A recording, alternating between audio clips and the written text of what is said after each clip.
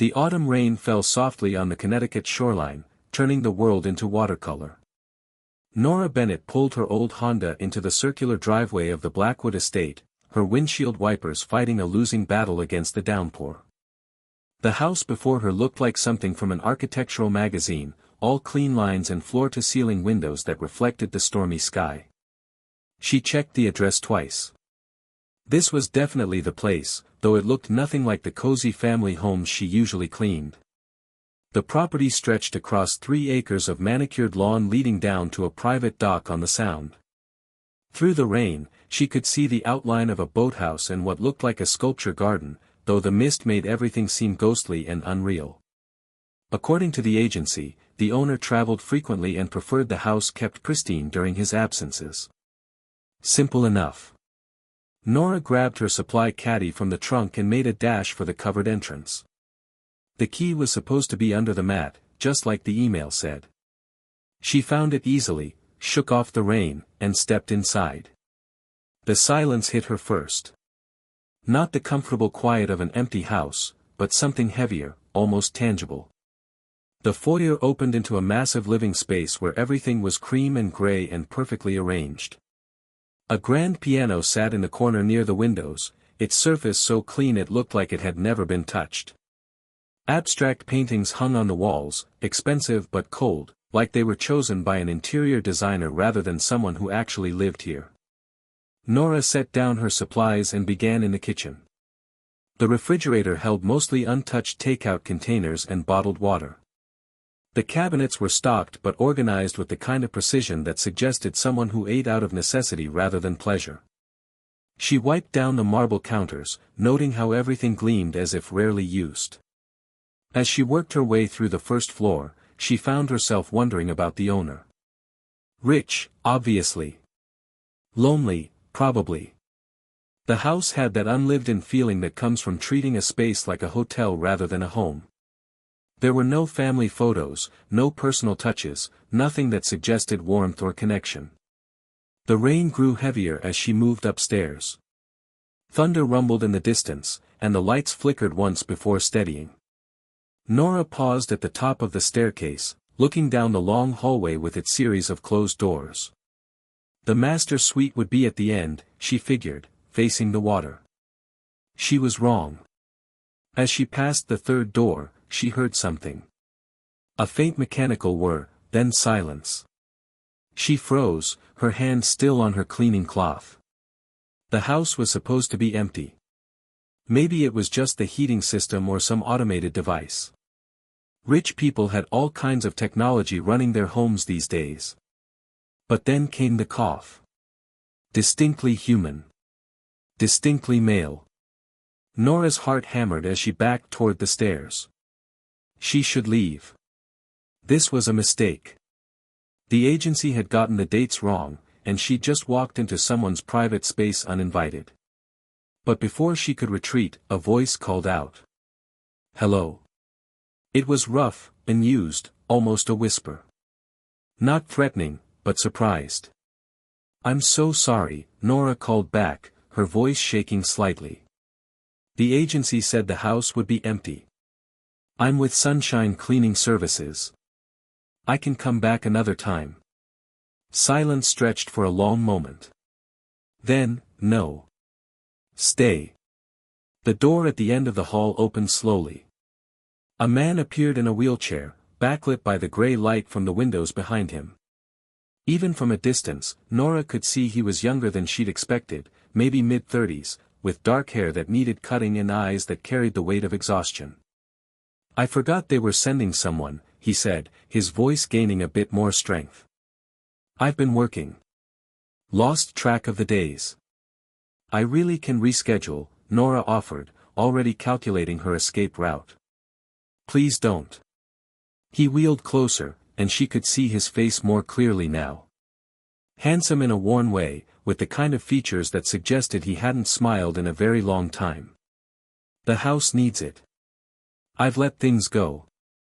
Nora noticed the dark circles under his eyes, the uncombed hair, the wrinkled shirt that looked like it had been slept in. This wasn't just a rich man in his fortress. This was someone drowning. Okay, she said softly. I'll try to stay out of your way. You won't, he replied, and there was something almost like humor in his tone. This house echoes everything. He introduced himself as Julian Blackwood, and she recognized the name immediately. Anyone who followed tech news would. He'd been the founder of a revolutionary biotech company that developed nerve regeneration technology. Then, 3 years ago, he'd vanished from public life after some kind of accident. The details had been kept private, but the rumors suggested it was bad. I'll start downstairs, Nora said, wanting to give him space. Thank you. He turned his chair toward the windows. And Nora? I know the agency probably told you I'm difficult. I'm not. I'm just quiet. She wanted to say something comforting, but the words felt inadequate. Instead, she simply nodded and headed back downstairs, though she could feel his presence above her like a weight. As she cleaned, she found herself moving more carefully, making less noise. The house seemed to demand reverence, or maybe it was just respect for the man living in it. She dusted the piano gently, running her cloth over the keys without pressing them. They were perfectly tuned, she could tell, but covered in a thin layer of neglect. The storm intensified as afternoon bled into evening. Lightning flashed across the sound, illuminating the waves that crashed against the private beach. Nora had just finished the downstairs bathroom when the lights went out. Darkness swallowed the house. The only illumination came from the gray storm light filtering through the windows, turning everything into shadow and suggestion. She heard the wheelchair moving upstairs, then Julian's voice calling down. Are you all right? Yes, she called back. Just surprised. Do you have candles? Kitchen drawer. Left of the sink. She felt her way through the darkness, her hands trailing along walls and furniture. The drawer held exactly what he'd said, a box of long white candles and a lighter. She lit 3, their flames pushing back the shadows just enough to see. When she looked up, Julian was at the top of the stairs, his chair positioned at the edge. The candlelight caught his face, highlighting the tension there. I can't get down, he said quietly. Not in the dark. Nora understood immediately. The stairs would be treacherous for someone in a wheelchair, especially without proper lighting. She climbed up, candle in hand, and saw the vulnerability flash across his face before he masked it. I have a backup generator, he explained. But it's in the basement. I can walk you through starting it. Or we can just wait, Nora suggested. The power company usually restores service pretty quickly around here. He looked surprised, as if he'd expected her to be in a hurry to leave. You don't have somewhere to be? Not really. She sat down on the top step, keeping a respectful distance. My evenings are pretty open these days. They sat in the flickering candlelight as rain hammered against the windows. Julian told her about the house, how he'd bought it 5 years ago when his company went public, back when he still believed in futures and plans. She told him about her work, how she'd left physical therapy after her mother's death, how touching other people's spaces felt safer than touching their lives. That's why you're so gentle with things, he observed. You treat objects like they have feelings. Maybe they do, she said. Maybe everything that gets touched holds a memory. The conversation flowed easier in the darkness, as if the absence of light made vulnerability safer. He talked about his accident without giving details, just saying it had changed everything. She talked about the guilt of watching someone die slowly, of feeling helpless despite all her training. I used to fix people, Julian said quietly. My technology helped paralyzed patients walk again. Then I became one of them, and I couldn't even fix myself. Maybe you're not supposed to fix it, Nora replied. Maybe you're just supposed to live with it differently. He was quiet for a long moment. No one's ever said that to me before. Everyone wants to talk about recovery, about hope, about not giving up. Sometimes giving up the fight is the only way to find peace. The lights flickered back on suddenly, flooding the house with brightness. Both of them blinked against it, the spell of darkness broken. Julian looked at her with new awareness, as if seeing her clearly for the first time. I should finish up, Nora said, standing. Unless you'd rather I came back tomorrow. Finish, he said. Please. And Nora? Come back tomorrow. Not because the house needs cleaning. Because I need to remember what it's like when someone isn't afraid of the silence. She smiled, understanding exactly what he meant. Same time. Same time. As Nora drove home through the clearing storm, she realized something had shifted. She'd walked into that house expecting just another job, another empty space to fill with order.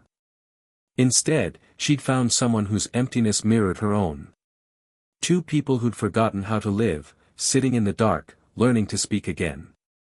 The rain had stopped by the time she pulled into her apartment complex, but the smell of it lingered, clean and promising, like the earth itself was ready to start over. The morning arrived with unexpected sunshine, the kind that makes everything look freshly painted. Nora drove back to the Blackwood estate with a strange flutter in her chest, something she hadn't felt in years. It wasn't quite nervousness, but anticipation, like opening a book you can't wait to finish. Julian was waiting in the sunroom when she arrived, positioned by the windows where the light fell across his lap. He'd shaved and changed into a clean shirt, small details that somehow felt significant. A cup of coffee sat steaming on the table beside him, and another waited across from his chair. I wasn't sure how you took it, he said as she entered. So I left it black.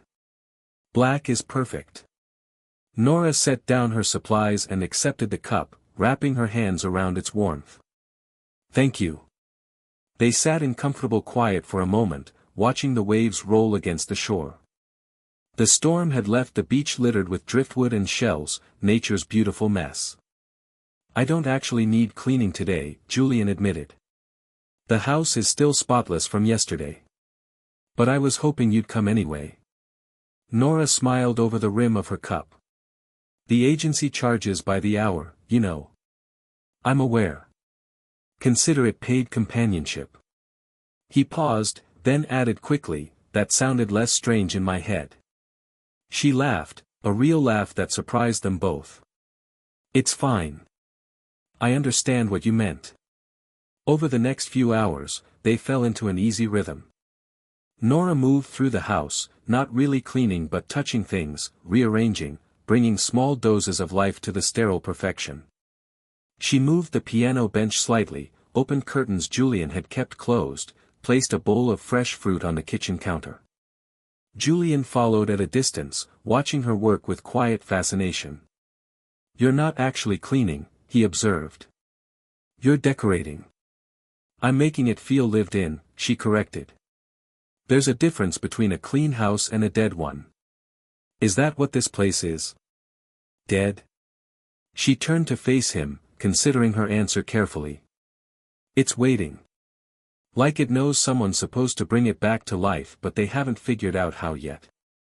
That afternoon, Julian asked if she knew anything about pianos. Nora shook her head, but admitted her mother had played beautifully before the illness took her coordination. I used to play, Julian said, wheeling closer to the instrument. Before. My hands still work fine, it's just that the music stopped making sense. What do you mean? He placed his hands on the keys without pressing down. I could play technically. Hit all the right notes in the right order. But it would just be noise. Music needs emotion, and I think I forgot how to feel those things. Nora sat beside him on the bench. Play something anyway. Even if it's just noise. He hesitated, then pressed a single key. The note hung in the air, pure and clear. Then another, and another, until a melody began to form, halting and uncertain at first, but gradually finding its shape. It wasn't a song she recognized, just a series of phrases that seemed to ask questions without offering answers. When he finished, his hands were shaking. See? Just technical. No soul. I heard plenty of soul, Nora said softly. It sounded exactly like someone trying to remember how to feel. That's honest. That's real. His eyes met hers, and something unspoken passed between them. Understanding. Recognition. The acknowledgement that they were both broken in similar ways. The days began to blend together in the best possible way. Nora came every morning, and they spent less time on housework and more time simply existing in the same space. She brought books from the library and read aloud while he listened, his eyes closed, absorbing stories about other people's lives. He showed her his old work, the patents and prototypes that had once defined his identity, explaining the science with genuine excitement she suspected he hadn't felt in years. They cooked together, or rather, she cooked while he directed from his chair, remembering recipes his grandmother had taught him. The kitchen filled with the smells of garlic and rosemary, lemon and butter, transforming the sterile space into something warm and alive. One rainy afternoon, Nora found a collection of photographs in a drawer she was organizing. Julian at various stages of his career, always surrounded by people but somehow looking alone even in crowds. One photo showed him standing beside another man, both of them laughing at some private joke. That was David, Julian said quietly, appearing in the doorway. My business partner. My best friend. He died in the accident that put me here. Nora held the photo gently. I'm sorry. I was driving. We were heading to a conference, and I insisted on taking the scenic route. His voice was flat, emotionless in that way that meant he'd told himself this story too many times. Black ice on a mountain road. The car went over. They said it was a miracle I survived. Do you wish you hadn't? The question was bold, maybe too bold, but Nora had learned that Julian responded better to honesty than comfort. He considered it seriously. At first, yes. Every day. Not just because of the chair, but because David had a wife, 2 kids, a future. Why did I get to live when he had so much more to lose? And now? Now I'm not sure. Some days I think I'm still waiting to find out if survival was worth it. He wheeled closer, looking at the photograph. David would have hated seeing me like this. Not the wheelchair, but the hiding. He used to say I had a gift for connecting with people, for making complicated things feel simple. He'd be angry that I've wasted 3 years being angry. Nora placed the photo on the mantel where Julian could see it every day. Then maybe it's time to stop being angry. Is that what you did? With your mother? She shook her head. No. I'm still angry. Angry that all my training couldn't help her. Angry that she suffered. Angry that I had to watch. But I'm learning that anger and living aren't opposites. You can be both. That night, as Nora prepared to leave, Julian stopped her at the door. I need to tell you something. Her heart picked up speed. Okay. I haven't spoken this much to another person in 3 years. My doctors wanted me to do therapy, join support groups, reconnect with friends. I refused everything. But with you, it doesn't feel like therapy or obligation. It feels like breathing. I know, she said simply. I feel it too. I don't want you to feel trapped here. You came for a job, and I've turned it into something else without asking. Nora touched his hand lightly. Julian, I've been trapped in grief and guilt for 2 years. Coming here doesn't feel like a trap. It feels like the first place I've been able to breathe too. The autumn weeks passed, marked by falling leaves and shorter days. They established rituals. Morning coffee by the window. Afternoon reading sessions. Evening music, with Julian playing while Nora hummed along, helping him rediscover melodies that had meaning beyond technical perfection. She learned that he took his coffee with too much sugar, that he slept poorly, that storms still made him anxious in ways he couldn't fully explain. He learned that she touched things gently because her mother had been so fragile at the end, that she hummed when she was content, that she believed houses had personalities that reflected the people living in them. This place is starting to feel different, Julian observed one afternoon, looking around the sunroom. Fresh flowers sat on the table, Books were scattered on surfaces, throw blankets added color to the neutral furniture. It looks lived in. That's because it is, Nora replied. You're living, Julian. Maybe not the way you planned, but you're here. You're present. That counts for something. One evening, as the sun set over the Sound in brilliant oranges and purples, Julian played a complete piece for the first time since the accident. Chopin's Nocturne in E-flat major, slow and achingly beautiful. His hands moved across the keys with growing confidence, and when he finished, there were tears on his cheeks. I felt it, he whispered. Every note. The sadness, the hope, all of it. I felt it again. Nora moved beside him, not touching but present. You're healing. We're healing, he corrected. You brought life back into this house, which means you brought it back into me. But Nora, I need you to know something. What I feel for you, it's becoming more than gratitude.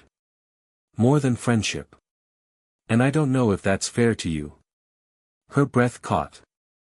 She'd felt it too, the shift from companionship to something deeper.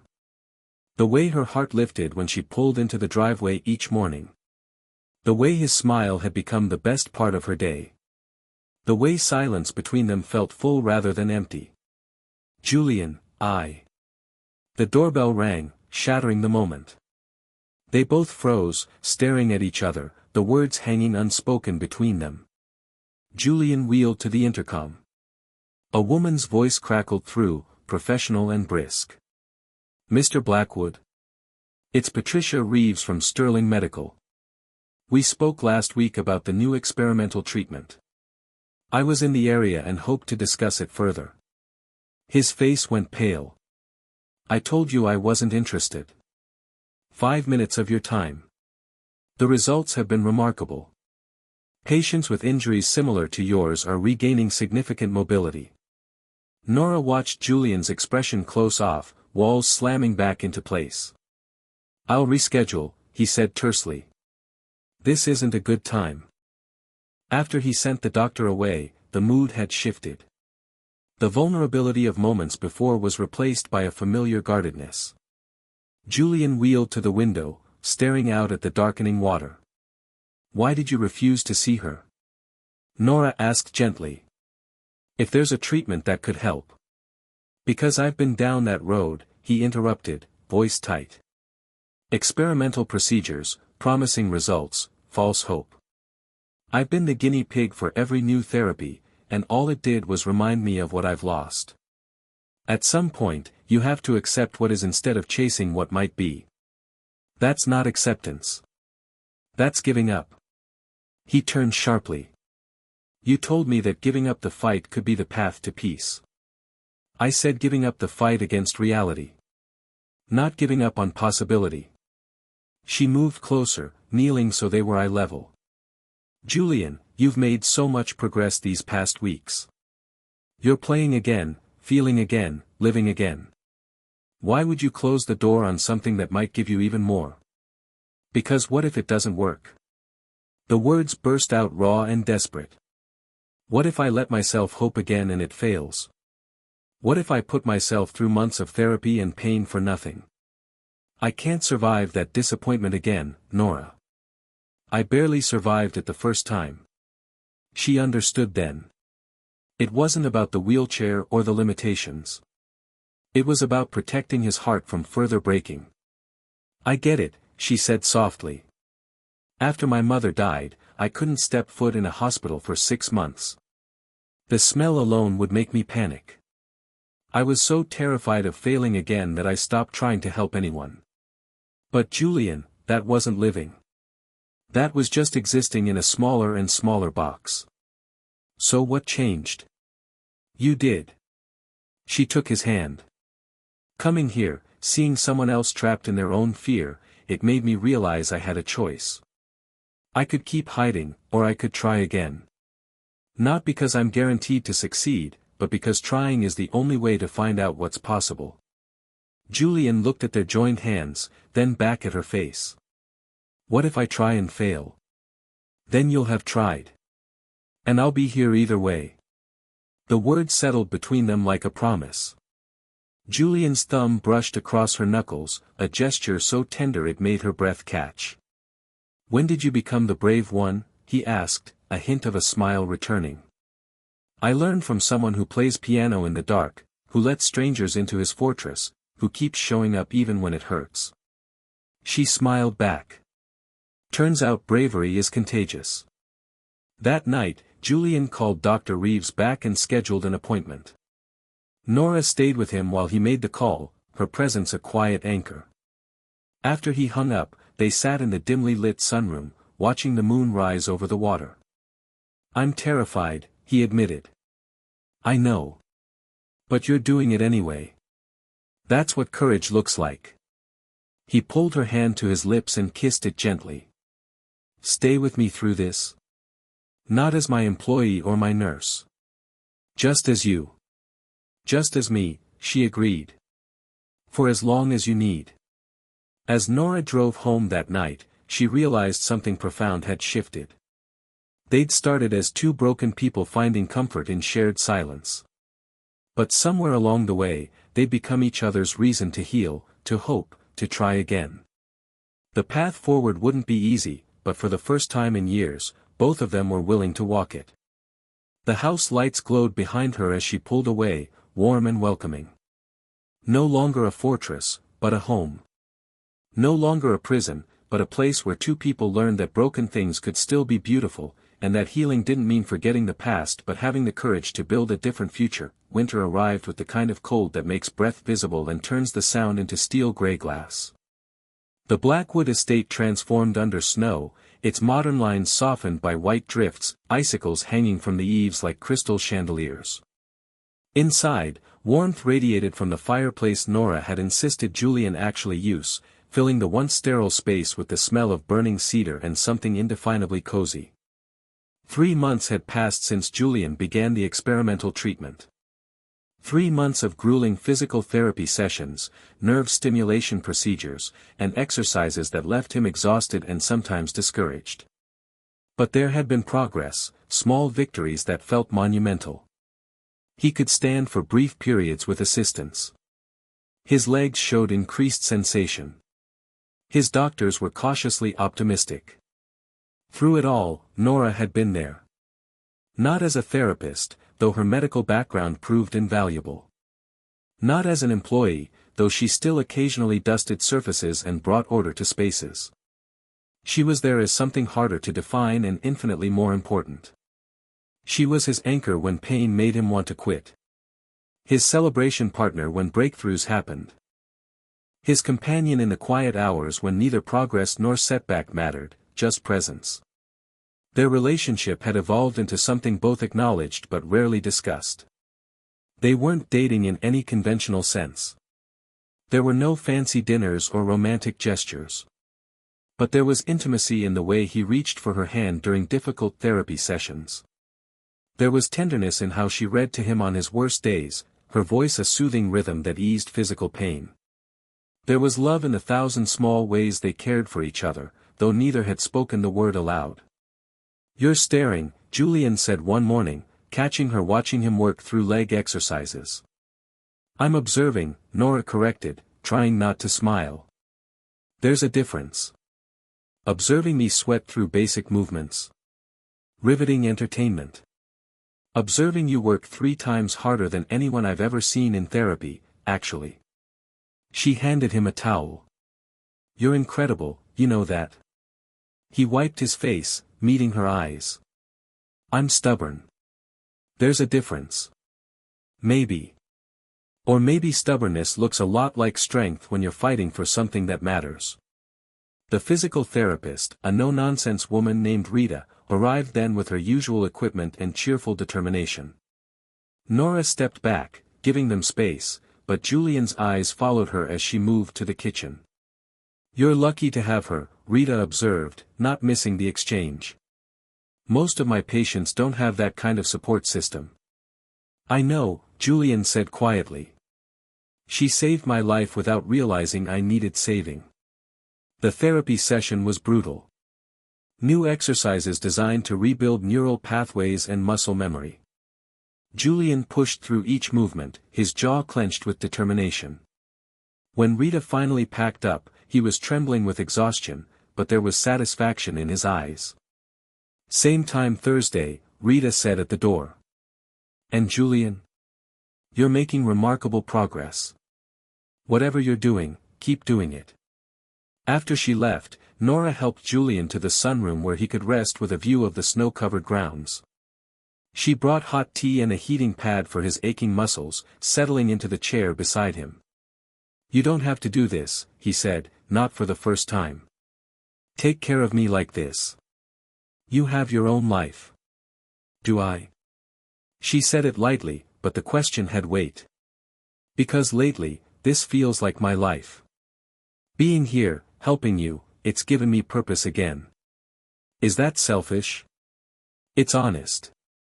He reached for her hand. "But Nora, what happens when I don't need help anymore? When I'm walking again, when the therapy is done, what becomes of us?" The question hung heavy in the warm room. Snow fell past the windows in fat, lazy flakes. Somewhere in the house, the heating system hummed its steady song. "Do you want there to be an us?" Nora asked, her heart hammering. "I've wanted there to be an us since the night you stayed through the storm. Since you knelt beside me and told me I didn't need to make love, I needed to be loved. Every day since then, I've been falling for you in ways I didn't think I was capable of anymore." Tears welled in her eyes. "Julian, but I need you to understand something." His grip on her hand tightened. "I'm not the man I was before the accident. Even if this treatment works perfectly, even if I walk again, I'll never be exactly who I was. Some things are permanently changed. Can you love someone who's fundamentally different than who they were supposed to be?" Nora leaned forward, taking his face in her hands. "I don't love who you were supposed to be. I love who you are. The man who plays piano at midnight when he can't sleep. Who remembers exactly how I take my tea. Who reads the endings of books first because he says life's too short for bad surprises. Who makes terrible jokes when he's nervous and incredible insights when he's honest. That's who I love, Julian. Exactly as you are right now." The word hung between them, finally spoken aloud. Love. Simple and complex, terrifying and necessary. "You love me," he repeated, as if testing the truth of it. "I love you," she confirmed. "I think I have for a while. I was just scared to say it because loving someone means risking loss again, and I've already lost so much." "So have I." He pulled her closer until their foreheads touched. "But hiding from loss also means hiding from life. You taught me that. So yes, I love you too, Nora Bennett. Completely. Terrifyingly. Without reservation." He kissed her then, gentle and careful, as if she might break. But Nora kissed him back with certainty, with the kind of strength that comes from knowing exactly what you want. The kiss deepened, becoming a conversation without words, a promise made and accepted. When they finally pulled apart, both were smiling through tears. "So what now?" Julian asked. "How do we do this?" "However we want," Nora said. "There's no rulebook for this. We just figure it out as we go." The winter weeks passed in a blur of progress and setbacks, joy and frustration. Julian's treatment showed increasing success, but the journey wasn't linear. Some days brought breakthroughs that had him standing unsupported for minutes at a time. Other days brought setbacks that left him discouraged and short-tempered. Through it all, Nora remained steady. She learned when to push and when to give space. When to celebrate small victories and when to sit quietly through disappointments. Their love deepened not despite the challenges but because of them, forged in the honest reality of imperfect lives trying to heal together. One February morning, Nora arrived to find Julian standing by the piano, his hands gripping the edge for support but his legs holding his full weight. She dropped her bag, hand flying to her mouth. "How long?" she managed. 20 minutes, he said, voice shaking with emotion. Rita said I could try for longer periods. Nora, I'm standing. Really standing. She moved to him carefully, afraid to disrupt the moment. You're standing, she echoed, wonder in her voice. Play something with me, he said. Stand here and play something. Nora positioned herself beside him, her hands finding the keys. Together, they played a simple melody, nothing fancy, just a children's tune she remembered from her mother. But it was perfect. Two people standing side by side, making music together, defying what had seemed impossible. When Julian's legs finally trembled with fatigue, she helped him back to his chair. But the victory remained, bright and real. We should celebrate, Nora said. Dinner? Champagne? Whatever you want. I know exactly what I want. He pulled a small box from his pocket, and Nora's breath stopped. This isn't a traditional proposal. I can't get down on one knee yet, might never be able to. But Nora, you've given me back my life, my music, my ability to feel. You've loved me through the worst of myself and celebrated the best. Would you consider spending the rest of your life helping me figure out what comes next? The ring inside was simple but beautiful, a single diamond on a silver band. Nora looked from the ring to Julian's face, seeing hope and fear and love all tangled together. Yes, she said, laughing and crying simultaneously. Yes, absolutely yes. Not because you're walking again or might walk better. But because you're my person, Julian. Wheelchair or not, therapy or not, you're who I want to wake up to every single day. He slid the ring onto her finger, and it fit perfectly, as if it had been made specifically for her. They kissed again, longer this time, tasting salt from happy tears and the sweet promise of a future neither had believed possible a year ago. The engagement announcement surprised everyone who knew them, mostly because so few people knew about their relationship at all. Julian had kept his private life intensely private, and Nora had shared little about her work. But the response from those who mattered was overwhelmingly joyful. Rita actually cried during their next therapy session. The cleaning agency owner sent flowers with a note saying she'd always suspected that house needed more than just cleaning. They began planning a small wedding, nothing elaborate, just close friends and family in the sunroom where they'd first learned to talk to each other. Nora moved into the estate officially, her presence transforming it completely. The sterile showplace became a home filled with music, laughter, plants that she tended devotedly, and the rich smell of cooking experiments they attempted together. Julian continued therapy with renewed determination, driven not by a need to prove himself but by the simple desire to dance with his bride at their wedding. By late spring, he was walking short distances with a cane, his gait uneven but improving steadily. The doctors called it a remarkable recovery.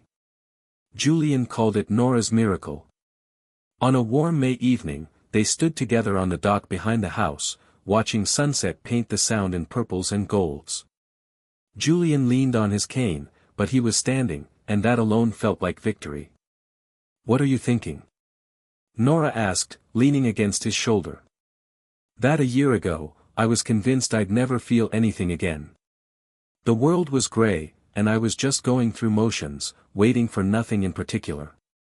Then you walked in during a storm and refused to be scared of my silence. You did the same for me," she reminded him. "I was drowning in guilt, convinced I'd lost my ability to help people. You showed me that healing isn't always dramatic. Sometimes it's just showing up every day." "We saved each other," Julian said simply. "We did. And we'll keep saving each other. That's what love does." The sun dipped below the horizon, leaving streaks of fire across the water. Somewhere inside the house, the piano waited patiently for their next duet. The rooms they'd filled with life held space for future memories, for challenges yet to face, for joys yet to discover. Julian turned to Nora, taking both her hands. "I can't promise I'll keep improving at this rate. I might plateau, might even regress. This condition doesn't come with guarantees." "Nothing does," Nora said. "That's not what I'm asking for. I'm asking for you, exactly as you are, with whatever comes next. The good days and the hard ones. The progress and the setbacks. All of it. Then you have me. All of me. Forever. They kissed as stars began appearing overhead, tiny points of light pushing back the darkness. Around them, the estate settled into evening quiet, but it was the good kind of silence now. The kind filled with possibility rather than emptiness. The kind that comes when two people have learned to speak each other's language beyond words. Inside, their home waited, warm and welcoming. The piano gleamed in the last light, ready for tomorrow's music. The kitchen held ingredients for breakfast they'd make together. The sunroom had 2 chairs positioned by the window, angled toward each other because that's how they preferred to sit, facing one another, present and accounted for. This was their story. Not the fairy tale of instant healing or miraculous transformation. But the real story of 2 broken people choosing each other, choosing to try, choosing to believe that love could be strong enough to carry them through whatever challenges remained. As they walked back to the house together, Nora matching her pace to Julian's careful steps, she realized something profound. Healing wasn't about returning to who you were before. It was about accepting who you'd become and finding someone brave enough to love that person completely. Julian paused at the door, looking back at the water one more time. "Thank you," he said softly. "For what?" "For staying. That first night when I asked you not to move, when I was breaking apart, you stayed. You could have run, should have run probably, but you stayed. Everything good that's happened since came from that moment." Nora squeezed his hand. "You're wrong about one thing. I didn't stay for you. I stayed for me. Because even then, even at the very beginning, I knew you were someone worth knowing. Someone who might teach me how to live again." "Did I?" "We taught each other," she said. "That's the beautiful part." They went inside together, closing the door on the darkness, stepping into light and warmth and home. The rest of their story was still being written, full of unknowns and uncertainties. But they'd face it together, 2 people who'd learned that the greatest act of courage isn't healing alone but allowing yourself to be loved through the process. In the sunroom, the piano waited. In the kitchen, tomorrow's coffee grounds sat ready. In the bedroom, 2 pillows shared one bed. And throughout the entire house, in every corner and surface, love lived and breathed and grew. This was their ending. And their beginning. The moment where silence learned to breathe again, where broken things discovered beauty, where 2 lost souls found their way home. Together.